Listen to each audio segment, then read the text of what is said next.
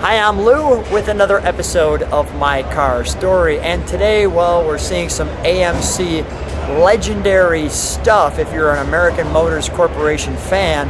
Now, I'm going to start up front by saying we're at the Muscle Car and Corvette National in Rosemont, Illinois, and this car, well, it was pushed in here because it's, what did you call it, Ross? Automotive... It's automotive art right now. It's automotive art right now. Ross Peterson, good to see you. And he's got a super unique car. I don't even have one of these on the channel because I was really looking for something special, and well, today's that day.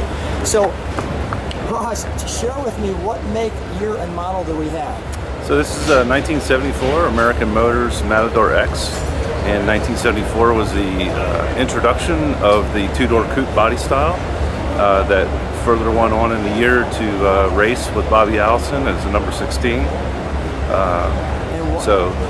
Tell me why you wanted a Matador X. So I grew up around two-door Matador, which our family still owns. Yeah. It's another X. It's a white, black stripe car. It's been in a couple of magazines before. That one drives once in a while. It drives, yeah. Actually, we drove it to California and back in 1975. Our whole family did, and so we spent a lot of time in that car. It has 175,000 miles on it right now, and we still drive it around. So it's been to a lot of ACA shows. Right alongside me. Let's go right to your featured attraction. Yep. Come right alongside me. There's the microphone. So here, well, is our Matador X, and this one has the 401. And correct me if I'm wrong, but share with me a little bit about the story that, how did you find this prototype? And we're going to show this plate right here. Can we open that trunk for a moment? We've got some good trunk treats for you, although we're not going to start it. We do have some great trunk treats, and this one will not be disappointing. So there is that same plate on the super stock drag. Now, let's just show where do they have the time frame of this one is September 7th. Right there. That's it. So we'll take a look at the trunk, and this was not in this condition when you found it. No, this car was, it wasn't rusty at all because it was from out west. It's been in New Mexico and Texas its whole life until I brought it east. It was just damaged a bit. It was pushed around, and so we had to do a little bit of work. Let's show this from the side. And what does the X stand for? Is it experimental? So the X was just a trim package. A trim package that they put on them. And 74 was unique because actually the VIN number is different for an X, a Matador X, just like it is for an AMX. The last digit of the trim in a Matador X is an 8, just like it is on an AMX. So they didn't do that after 1970. So it included the stripes, power disc brakes, the wheel package, poly glasses, an 8-slot wheel, and then various other options that were standard as part of the X package. Seeing the sport mirror on the side here. Okay, let's, is that hood completely shut right now? Nope. Okay, let's shut it just so we can give him a shot of it. I want to give him what that would look like back in the day coming at you.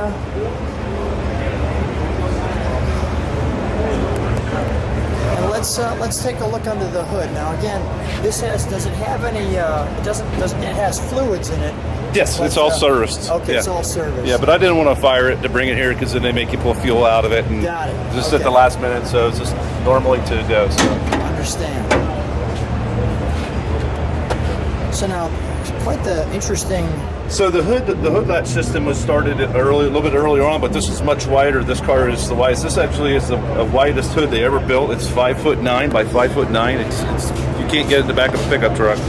So in order to secure it, it has a dual latch system in the front, like some of the earlier cars had in American Motors. And then the reason it's so wide is most American Motors cars, the troughs are underneath the fenders, but in this car, the troughs are inside the wheel well. So. Now, as a prototype, what were some of the things that make this the prototype car? So this car started out as a tooling buck.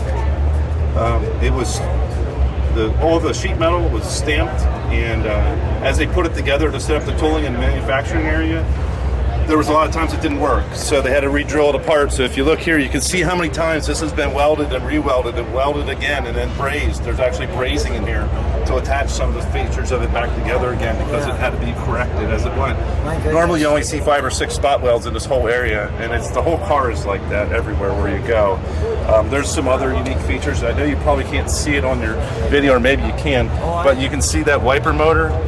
It's a Motorcraft wiper motor that they built special, and that's the very first one. It has a prototype sticker right on it for Motorcraft from the Rossville plant where they built it at. I don't know if you can home in on that or not. I think I can. Anything else? So the engine and transmission assembly in this car is actually not a 74 build. It's a 73 color because it was actually built in April of 73. Along with the carburation is even earlier than that, date code wise. So it's a hybrid of really a 73 and a 74 car because a lot of stuff wasn't produced yet. So they pulled this engine and trans off the assembly line when they built the car. Even though this is a replacement one that's in it, it was all built a lot of stuff was hand built on the car because there weren't parts available when it was built. The wiring harness was all hand built, and we hand fabricated it again. So let me ask you this: when you're driving the other Matador X's, what's the reaction? Most people have no clue what it is. No clue what it is. And it's honestly, it's a love me, hate me car. Either people love the body design or they just don't care for it much at all. So, well, I'm sure, cars have an amazing, can we open this up? Because there's some interesting tags there. So as you can see, cars have an amazing way of looking better with age, right? Yes. So you can see how the tag there, production didn't start until August. And this car was built in June of 73, or when I say built, it was completed June of 73. And the VIN number is 92. So the VINs, the way that they sequence VINs for American Motors is every 10 VINs had a unique place that it went. So in the 90s, all the 90s VINs were used for show cars. So this is a show car. So this was originally intended to be a show car. So another unique feature of this car, it's the only one that's out there, is the dash cluster in it. Has silver backgrounds and black bars above and below the needles, where all production cars were black backgrounds with silver bars. And this was rejected by American Motors for lighting because the lighting in the dash was too reflective and you couldn't see the gauges. And the black absorbs the light and shows up the needles better. So this is the only one that was ever put together. And this is another case where the car was built too far in advance and they didn't have parts to try and put things together, so they put in what they had in their lighting department, lighting sequence department, to make sure that they passed the DOT test. Basically, they do DOT tests and stuff like that. Now, how many times has this car been shown? This is the first time it's ever been shown. So part of the X package also was this leather wrapped steering wheel. Was unique to Matador X. I didn't notice that until you said that. Leather wrap. Always enjoyed those center caps. It looks like it's a little bit like so that's a unique center cap too, because 73 they stopped using that logo and its design. In 74 when it had the geometric logo like it's on the trunk in the center, so that's different again. So the silver background is different. Yep.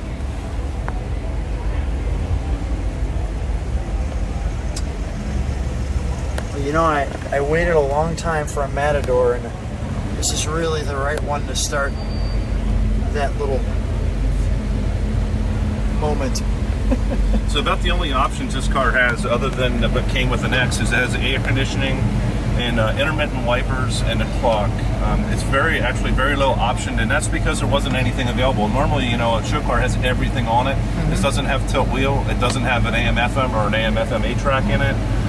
It's lacking a lot of those options because they just weren't available at the time. Yeah, got it. Let's show some of these toys here. So here we have... This is what you would have seen in the dealership when you went into the displays. So here's the interior fabrics and colors. So this is the color of the car is Trans Am Red. It's the color of this car, D7, as it shows on the door tag. And then this car has the interior that they call True Knit, which is a little bit farther on. Sure.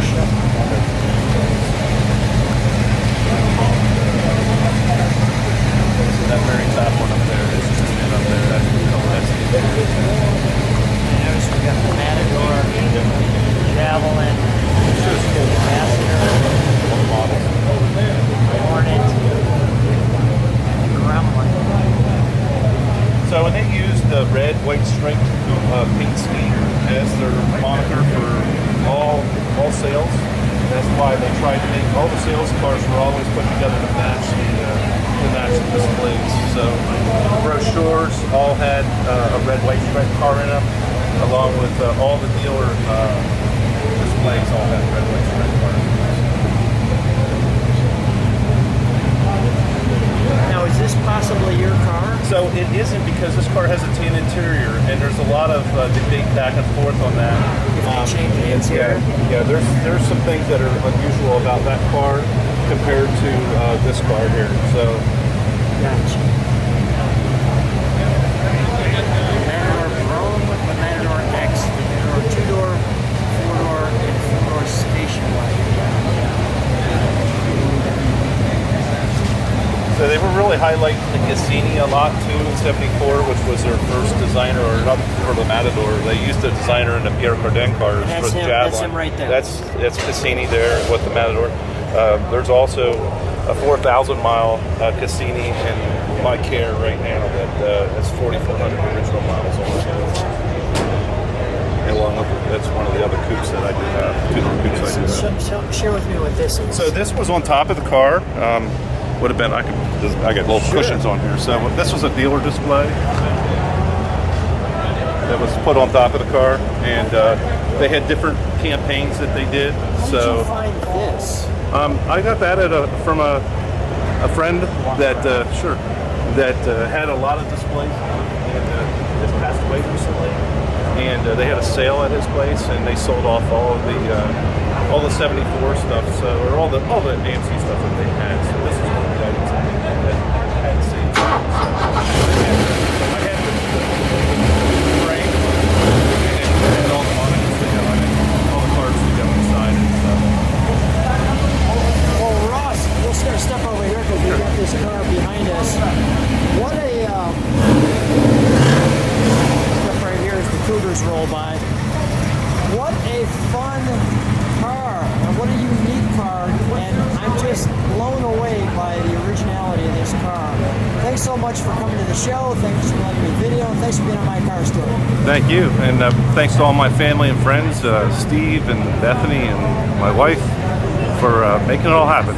Thanks so much.